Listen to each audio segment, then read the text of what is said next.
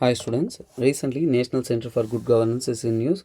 So let us understand the content about it and also have a briefing of it. And also here, for more contents, don't forget to like, share and subscribe to this channel. And also this topic is related to our polity and governance.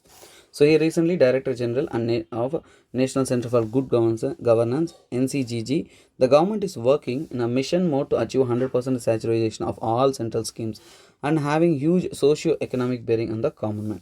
So here, what is this National Center for Good Governance? So here, for creating a good governance in India, we're gonna launch a national center. That means it is an autonomous institute. It's not working under the control of any other things by any other organization, but it is an aegis, which means it is in a support of a Department of Administrative Reforms and Public Grievances and Government of India. So here they will be adding a supporting this organization to work, and also it has been set to assist bring the good governance and also reforms through the studies.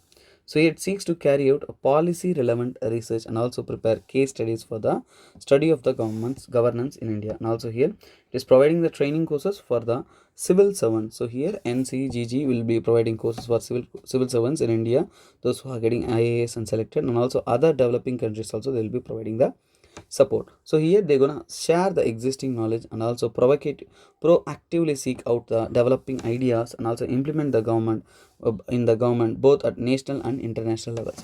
So here it is governed by the governing body of chairmanship of the cabinet secretary will be the chairman of this so-called National Center for Good Governance. This is all about your National Center for Good Governance, and for more details kindly like, share and subscribe to our channel. This is me SPR signing off. Have a nice day.